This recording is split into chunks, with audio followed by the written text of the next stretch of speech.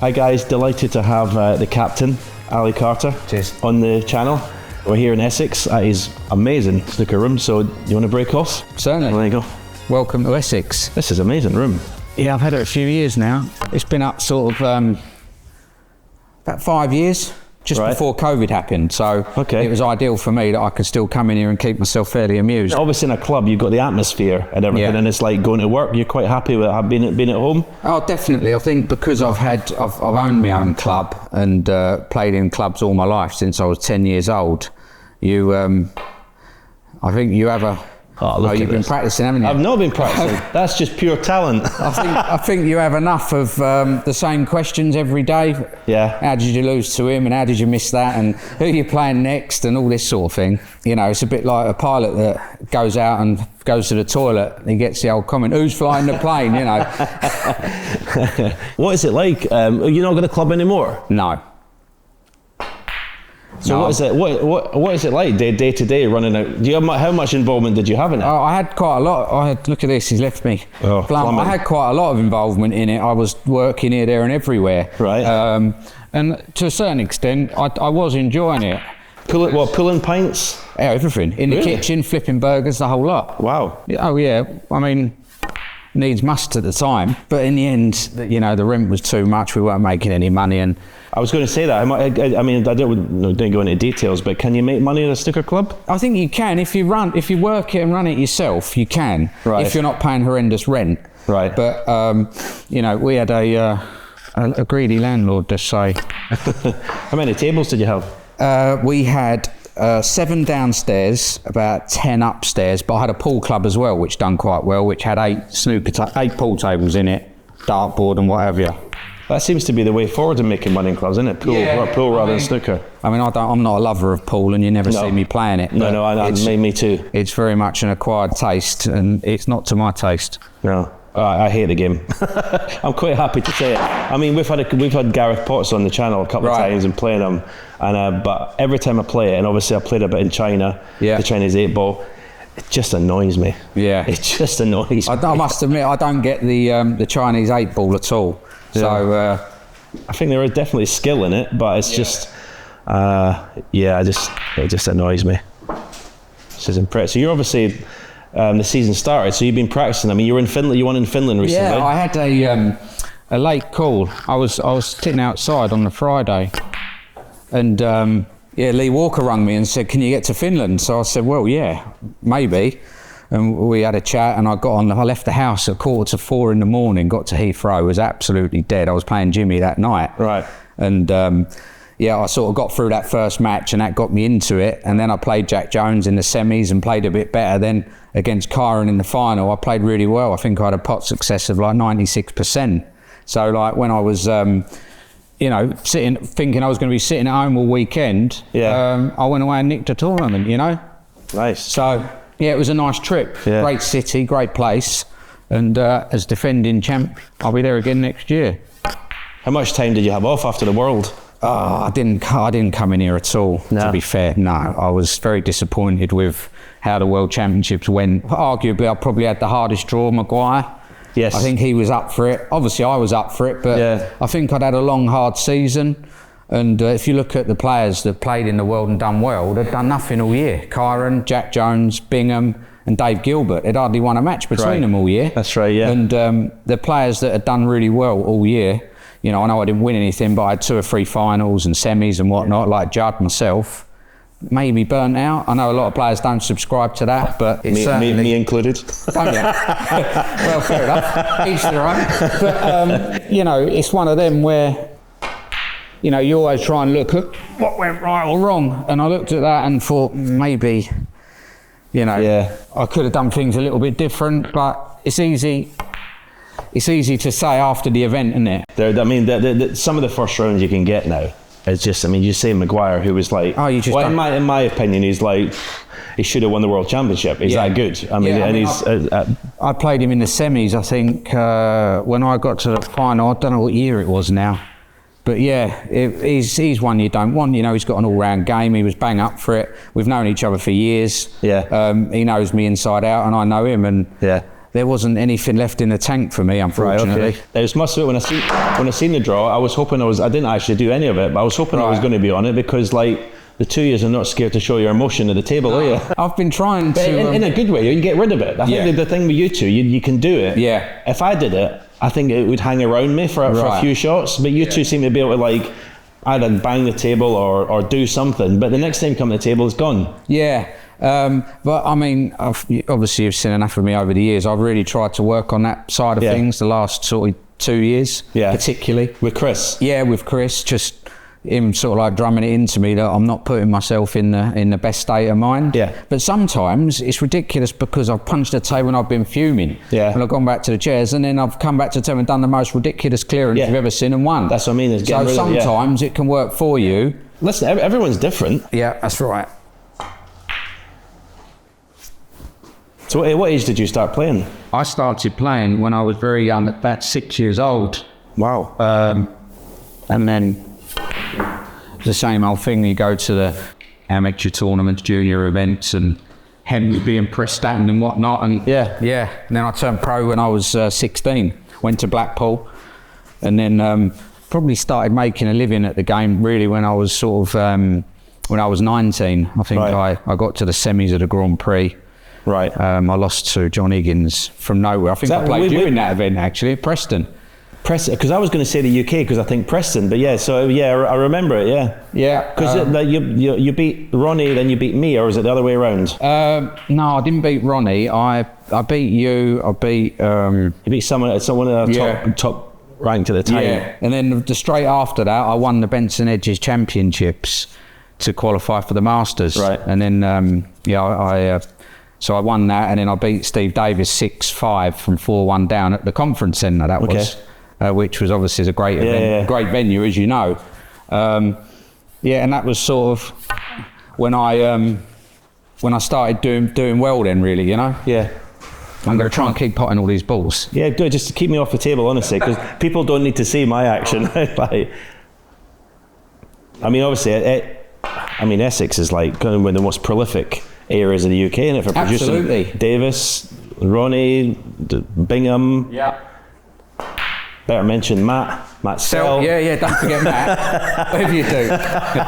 He flies the flag for Essex. Yeah, yourself. I mean, my days like it was sort of Brian Morgan. Yeah. Try to think of other players that came from this era. Well, the amateur game was like incredible for Essex. I mean, like when I was playing pro-ams in sort of Ilford or Barking, it was like David Gilbert, was it? Yeah, like Gilbert, Nick Terry, Stuart Reardon. Yeah. All these people that were supposed to win their term pro, everyone they were going to do.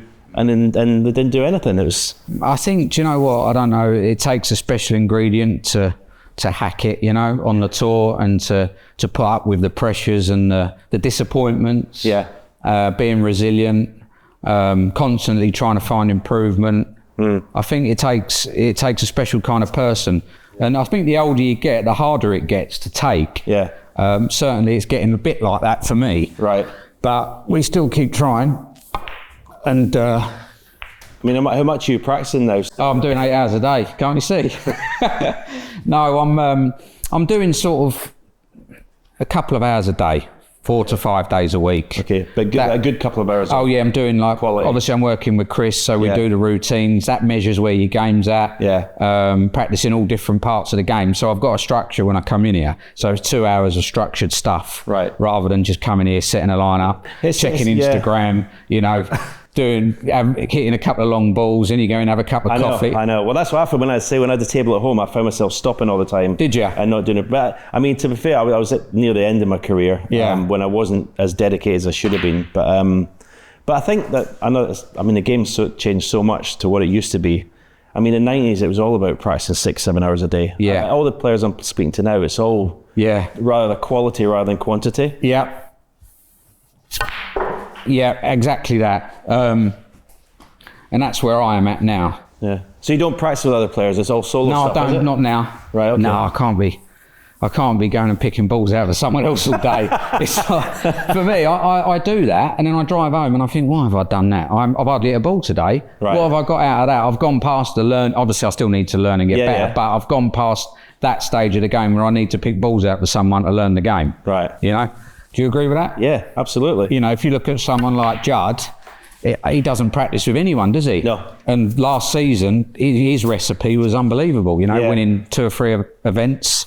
I think if you did 100% solo all the time, I don't know whether I could do 100%. I think you do need to sort of get that, I don't know, just having a game with someone. Yeah. Because on your own, you get all the time. Can you really judge how well you're playing, or maybe you can? I used to think I used to play a lot on my own and play. I used to feel sharp when I got to a tournament. Yeah. Because I was dying to play someone, but then still I thought, because you're playing every shot and the balls are set up where you're in a frame, the balls are a bit maybe. Yeah. No, I know what you mean. Or I play someone, I give him 100 star.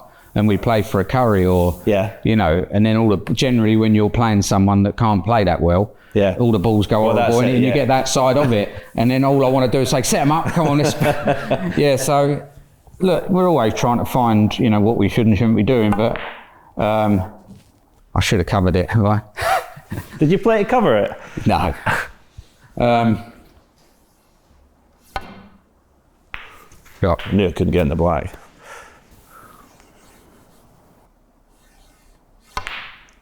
Yeah. We've gone for a shot there. I go for a shot there, yeah. That's what I do, set them up. Again. So obviously you've had, I mean, probably, to go through, I mean, one of the toughest lives with setbacks and stuff. I mean, when do you get diagnosed with the Crohn's? Oh. Very young, or? Yeah, I was in my early 20s. And that did trim me up for a long while, you know. If you look I'm ignorant at it. So what is it? What does it cause? Crohn's disease is inflammation of the bowel, right? Basically of your stomach, you know, your intestines. And you got it when you've got it. You got it for life. Well, yes, you have, but there's a lot of alternative therapies and stuff like that I've gone into, right? Rather than taking the medication that I was on for years to try to control it, which in my opinion gives you another problem somewhere else along the line, which you did with me. Right. You know, I can try purely through diet now, and I don't take any medication for it. I eat pretty much what I want. Okay. And if I'd have done that 20 years ago, I could have saved myself a lot of surgery. And yeah, in my opinion, you know, you can only, I think you're your own sort of. Are you vegan? No, I went vegan for a little while. Yeah, because that was part of the healing process to heal my stomach. Okay. I had to go on a vegan diet for about 3 months. Okay. And I'd done that, healed my stomach. Saw a nutritionist. He recommended what to stay away from. And that's where I am at the minute. So it's all good. You reckon the medication, that was to do with the cancer? Really? I was on an immune system suppressant drug for a long time, which actually has been taken off the market in America. To the extent where obviously it came out, I was in the public eye that I got cancer. My gastroenterologist phoned me straight away because I was a good friend with him and said, I want you to stop taking that drug. And basically it was one of the side effects, possibly. I had the cancer episode, which obviously cost me a good year and a half of my career. And in many ways, I'm lucky to be here. So again, it's from complete ignorance, but you hear about cancer, serious, not serious. It was serious what you... well, I had testicular cancer first, and they got rid of that. They cut that out, and then they monitor you for sort of a couple of years, monthly blood tests to check on your markers. And after 9 months, normally if a cancer's going to come back, 90% of the time it comes back within 12 months. Right. And on the 9th or the 10th month, I went in for my blood test. Oncologist called me and said, we found something that we don't like. We want you to come in for a scan. Right. I was like, oh my God. So then obviously I went and had this scan, and he said, you've got a shadow on your lung and we don't like what it looks like. We need further investigation. Obviously I had a tumour in my lung. And at that point, what do you just think? I couldn't even begin to think what that feels like. Yeah, it sort of got worse after that, because the more it's sort of a part of my life I don't really try not to talk about it really, and it sort of sends shivers down my spine now. Yeah. Shot. Oh, sorry. Well, I apologise. No, that's all right. No, but I just want to tell you. And then obviously I had the tumour in my lung, but then they said, right, we want you to go and have a brain scan now, because the natural path for testicular cancer, it goes from your testicle to then like your lung and then up to your brain. Yeah. And that was when I was thinking, bloody hell, if this is in my brain, like what, this is all over sort of thing. Yeah. Luckily it wasn't, and I had an intensive course of chemotherapy, and then I had something called radio frequency ablation. Right. And luckily we got rid of the tumour, and I've been all right ever since. So, yeah. It's amazing story. Yeah, it's, it almost feels like a different person now that happened to. Yeah. But yeah, it was worrying times. Let's just leave it say like that, you know? All right, back to snooker then. Yeah. 2 world finals. Yeah. Oh, hang on, here's my cleaner. Oh, hello, I'm just doing some filming. It's all right. Do you want to come in and get on the camera? Yeah, two world finals. Yeah. Obviously, both to Ronnie. Yep. What if you could go back and play any of these again? What would you do anything different? Or I seen you in the hotel before the final of the first one. The first one, and you were playing granite. Yeah. And I said it to you. I says, "I mean, you're playing granite. You're not going. We're not going for a lot." And I think you said, "Well, it's done. We got him in the final." But in McNamara said that's not going to work against him. Right. But I mean, would you have changed anything, any of the finals or not? Yeah. Against Roy, it's hard to say what you could do different and still win because he's obviously so good. But yeah, of course. And I've been in 3 or 4 Triple Crown finals. I think drew him 3 times. Yeah. Which is never a favourable draw. Let's just say like that. Yeah. But yeah, I mean, I look back and I think maybe in the first one I didn't have anything in the tank left. You know, I'd had a bit of a roller coaster. Where I was in my career at that time with my illnesses and all that, and I made the max against Peter Ebdon. Remember that? Financially, I was wiped out. Yeah. Okay. So to make the 147 and get to the final. Was that why you showed so much emotion? Yeah, because it was such that was paying the old overdraft off. That was. So yeah, and then obviously when with Ronnie in the final, it was really one-way traffic in the first one. Yeah. In the second one, I was a lot more up for it, but I think possibly that was his best performance ever, probably in 12 and 13 when he won it back to back. I think he beat me in 12 and then maybe Hawkins, I think, in 13. So yeah, it is what it is. And look, I've had a good career. Well, I'm looking on the wall there. I knew you won the German Masters, but I didn't realise you won it twice. Yes. Because I'm terrible with stats. Right. As you probably know, seeing me in my punditry. I don't really know much what's going on. But so 2 German Masters, that's obviously, and the final. Yeah, I lost That's obviously a venue you like. I was 5-2 up against Hamilton as well, and I'm 40 odd, and I've gone for a silly plant. And then he just did not miss a ball and beat me 9-5. He can do that. It's ridiculous. And I was so pleased for him that he won it, obviously, at the expense of myself. But yeah, so I've won there twice and lost in the final once, which I can't really put that down to anything. But going back to what you said about the Ronnie match, I remember the first, I remember speaking to you and I thought, right, come on, you got to be positive, got to play positive. So in the first frame, I'll always remember it, I was on a 40-odd break and I'm on the blue, high on the blue, and I've gone into the reds. Not particularly hard, and the reds dropped in the corner. Right. And he's cleared up, and I'm 1-0 down now. Right. And sometimes, you know yourself, the first frame in a match, it probably would have beat me anyway. Yeah. But I sat down and I thought, you just don't need that. Even in a 35-frame final, the first frame can mean so much. Because you're breaking it down. I'm thinking if you're 1-0 up in the first 4, you can, if you nick a frame, you're 2 all the interval, you can be 3-1 up, Yeah. It's one of them. Yeah. But, so I've got to ask you, the elephant in the room. So where did it all go wrong with you and Ronnie? Well, he's actually a band name in this room. We don't allow that name to be mentioned. Okay, but what should we call him? So we'll call him something that says... As your 7 times world champion, I'll give you a special exemption, all right? When did you play him as an amateur? Did you play him we used to practice together, loads. When I was 16, 17, just turning pro. Yeah. He used to come over to Whittam and he played there every day for quite a few months, as far as I can remember, and we was practicing together around the time when I went on my run and got to the semis of the Grand Prix and then won the Benson Hedges Championships. Obviously helped me massively. Right. And I think the more competitive I got, probably the less the more the relationship sort of not went wrong, because that's not the right word. It's difficult to describe, but when all of a sudden we're competitors now, it wasn't.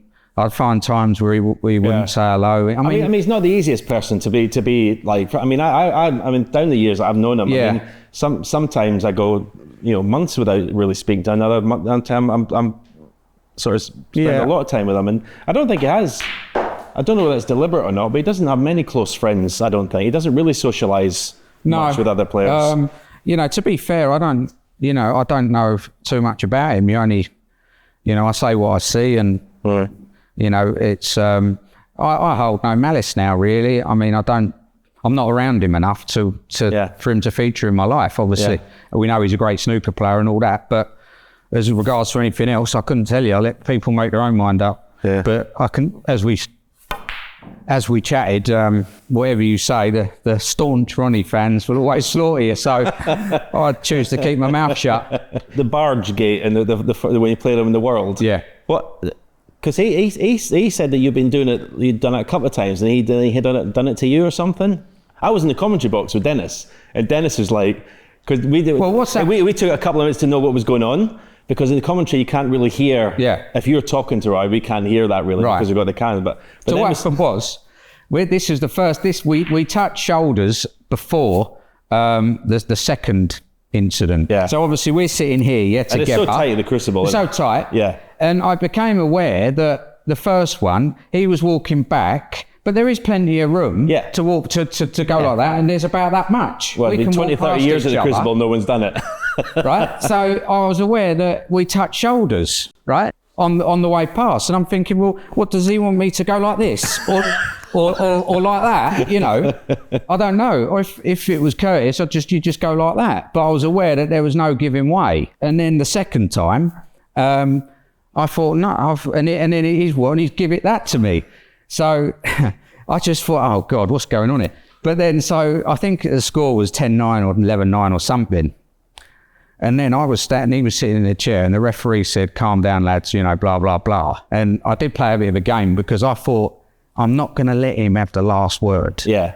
I'm just not going to let him, so I'll just say thank you. So he's gone, oh yeah, I'll give you one back, like that. And I said, thanks for that, you know. And he's gone, yeah. And the ref's gone, oh yeah, I'm cool as a cucumber. And he looked like he wanted to kill me at the time. Like, he looked absolutely raging. Yeah. So I said, oh, that's because you're Mr. Anger. I said, thank you very much. Yeah. And so that was pretty much it. But he's quite, I see him, he's quite intimidating what at the table. Yeah. Right? What he wants to bully you at the table. And because if you watch, because I always see when say you play that safety shot, he's already here. Oh yeah, he's already he's there. like that in front of you. Yeah, he's already there. You just, if it was an amateur, you'd get your cue and go like that and push him out of the way, wouldn't you? But but it's all part of the intimidation. Yeah. The trouble is, players or people, general public, don't see that. Do you know what I mean? Yeah. He's very much using his, you know, his authority in a way shot to say, this is my table, you're just taking part here. Yeah. And you know, it's like you feel him there. Yeah. You know, and that's all part of his, of course it is, of his whatever you want to call it, which is fair enough if that's what he feels he needs to do to win. You know, I mean, obviously I've played Williams and John Higgins and many times, and I think when you play them guys, it is a fair game. Right. I'll get the feeling it's whoever plays best on the day wins. There's none of that nonsense involved. I don't know whether Ray Reardon used to do that. Maybe he was a bit before your time still, but I think people used to say that he was very gamesmanship and all that. Maybe Ronnie got that from him because he was coach. I don't know. Yeah, but yeah, it's part of his his mystique or whatever, his way of winning. Yeah. I think where I was the most gutted is obviously the Masters final. You know, I was playing great all week. Well, you're scoring higher than many centuries you have in the final or the tournament. I had 10. A record. I made 9 centuries in the whole the whole event, and obviously I think I was 6-3 up in the final. Or he was absolutely going for everything, showing me no respect. I mean, I was in the studio the first session, so you beat him. You 5-3. Yes, that's it. And yeah, he was going for. He was playing exhibition snooker. Yeah. And I think I actually said in the studio, Ronnie will change tonight because he knows he can't win the match. Yeah. Playing like that, and he did. That's right. And then he went absolutely granite. And you know, I wilted a little bit. The crowd were. Well, I mean, it's like I played Jim at the conference centre, but I think that one with Ronnie is even more intense. The crowd was. It was a bear pit in there, you know, and I just had 3 blokes every time Ronnie got up, and I just wanted to get my cue in the end and just go. But that's all in your head, and that doesn't make it, again, getting in the wrong mental state to perform at your best. That's what it's all about. Well, you're not just trying on the table, you've got to fight with everything, I suppose. Exactly. You know, so we, but like I said, it was a good season. Obviously, it's always disappointing to lose, but... Do you reckon there's anything you need to change? To obviously, what is your goal, to win Triple Crowns? You obviously won like all the other tournaments. Yeah, Stephen, you know, I'm 45 now. Or is it just about being as successful as you can, make as much money as you can in your career, or do you actually think about titles? Realistically now, it's about earning as much money as I can and getting as much as I can out of the game while putting what I can in my own way back in. Yeah. That's what it's about. Obviously, if there's tournament wins come along, brilliant. Yeah. You know me, I'm a competitive animal, I want to win. But realistically, if I don't win tournaments, as long as I can keep earning, provide for my family, maintain my lifestyle, that's got to be a good thing. So is your goals for the season stay in a certain ranking, or is it? Do you have goals to win title? Because obviously with Chris, that's very much part of his makeup, isn't it? Chris Hendry, he wants to. Yes, it is. It is goals. You know, when I set up with him 18 months ago, my goal was make more century breaks, right? Earn a certain amount of money, and to get myself back in the top 16. Well, we all know getting back in the top 16, you can't get in there unless you win an event. Yeah. You know, that was the goal. And then year on year, I think I made 33 centuries last season, the season before last, which was my record by 5. Yeah.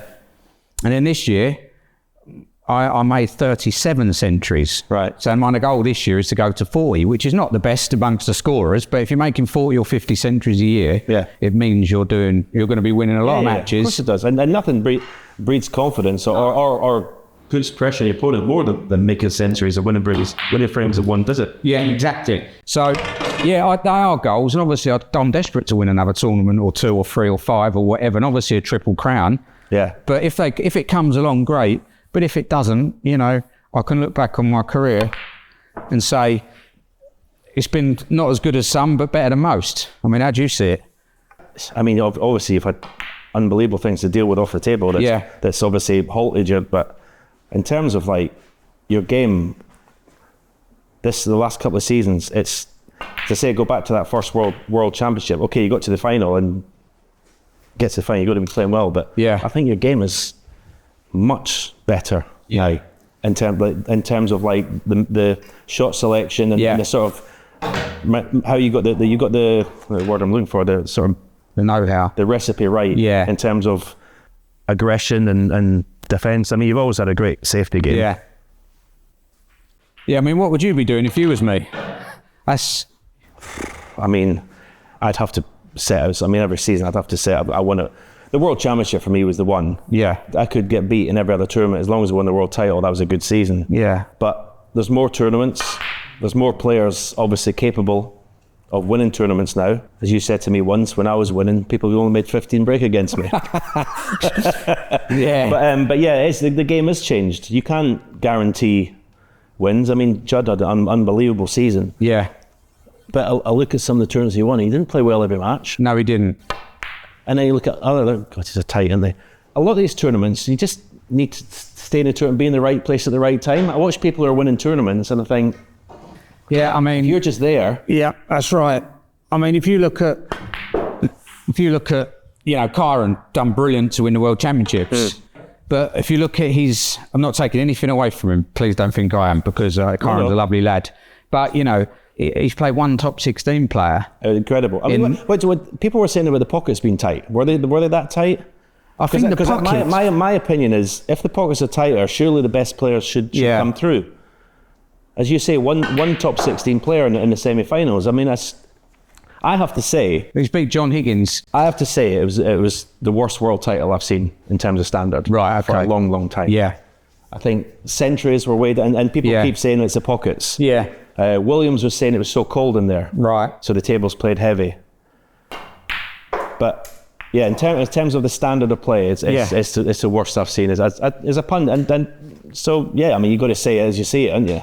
Of course, and I But think when someone wins a world title, you can't take anything away from them. no. And I would never dream of doing it. But, No, of course, nor would I. You can only play what you're up against. Exactly. And he took advantage, and Exactly. you know, he won, and that's all to it. But you know, sometimes, you know, if you look at myself, I've played the best player of all time. Yeah. Arguably, you're in my room, but Yeah. arguably, you know, Of course, you twice. can't argue with that. And then, you know, if you look at someone like Kara, he's won it, brilliant.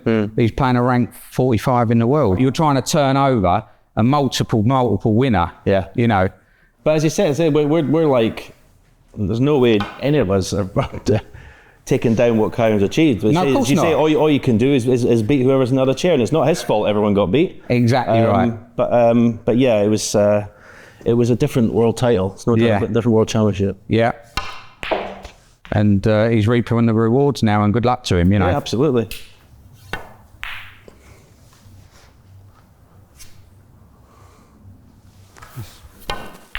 Right. Wrong end. Yeah, so I think we're going to go up for a little flyabout. aren't Well, we? yeah. I mean, I don't know what's more scary: you doing the tough table challenge, or me going in a four-seater plane with you. Look at this. I've been practicing with the rest all morning, and that's the truth. I'm looking forward to this going up in the air. I think it's, Oh, yeah. Yeah, I'm not scared of flying. Okay, if any of you ever want to know why he nicknamed the captain, because he flies these things, and he's very kindly, Ali, going to take us up, have a little tour around for 20 minutes. Really much looking forward to a good day for it. Beautiful day, bit warm, but yeah. We'll do our best, see if we can get you back on the ground safely. Can't wait, looking forward to this. What a cool thing to be able to do. What's the furthest you would take it? Maybe I've been over to France before. Right. That's quite nice, you know. Right. Am I the first snooker player to come up? I've flown with Brian Morgan. Oh yeah, he's a pilot, that doesn't Yeah, who else have I flown with? bring Sel up here, he won first class service. Yeah, hang on, I'll just speak to you on the radio. Golf Lima Oscar, we're well cleared to the east. We'll call you back for rejoin, thank you. This is my house actually down there, I'll show you in a minute. Oh, okay. Did you want to be a pilot before you played snooker or not? Or? I didn't think I was ever going to be capable of it, you know, in fairness. But like once it's trimmed out like now and you've got your power set, very stable in the sky, do you know what I mean? Right, okay. Yeah, I think my house is just about down there. Where is it? So that's my house down there, Stephen. Look, my snooker room there, see that field? Yeah, see it, yeah. That's where all the magic happened earlier on. Right, I've got time, we've got 10 questions, right? Go on then. From Instagram followers. These are not my questions, right? So don't shoot the messenger. Okay. What player in any era would you like to play? I'd have loved to have played in your era. I'd have made a fortune. But what player? Not what era, what player in any era? Like say, yeah, is there anyone that you would like to have played? Probably Alex Higgins, really. Okay. If you could change one rule, what would it be? Probably the miss rule. Okay. I think it can be very unfair, you know. Right. Favourite practice routine? Favourite practice, the top and bottom. How often play with no side? Hardly ever. I'm always playing with. I think most players do, don't they? Hardly any players play plain ball all the time anymore. I think Zhang An does it quite plain ball. Right, player. yeah. Further, win a UK and a Masters or one world champion. Got to be the one world champion, isn't it? Favourite opponent? You got a favourite opponent? I love playing John Higgins. What reason? Because I just think he's a gentleman of the game. He's a lovely fella, John, and you can just enjoy the match and not worry about all the other nonsense that could go with playing certain other players. What's your favourite film? Probably Maverick. Oh, the Top Gun one. Yeah, all right, okay. Who's your best mate on tour? My best mate on tour. I think I've probably got one. I like Rob Milkins. We talk a lot. Right. One shot or match you'd like to replay? Probably a yellow I missed against you. I remember that. That was a deciding frame, wasn't it? Oh, I think I was 5-0 down, wasn't I? Yellow off a spot. Oh, I jumped out my chair. What's your favourite venue? Probably Ali Pali, the Masters. What's the best part of flying for you? Has it been up here or is it takeoff? Is it landing? Landing. Landing, definitely, yeah. Right. Yeah, the landing's the most challenging. Any pilot will tell you that. It's the airfield where we took off from over there. Can you see the line of trees over there? Right, at 2 o'clock. Yeah, I see it. So we're going to go downwind now, turn right, and then back in and land. Right, okay. Always land against the wind, right? Always land against the wind, but we haven't got much headwind. If you look on the nose now, that's Stansted Airport right ahead. All right, I see it, yeah. I'll get a bit of a descent going on now. How often will you come up then? well, the weather depending. We've had such terrible weather and had much chance to, but now the weather's sort of picking up now. But as you know, today is not the best day of flying because it's so hot, you know. And we're going to be landing about 70 knots, 65 to 70 knots. So yeah, we've got a bit of a crosswind. Golf Lima Oscar's turn final 09, right? Nice bit of filming, eh? Pure. There you go. Golf Lima Oscar, runway vacated.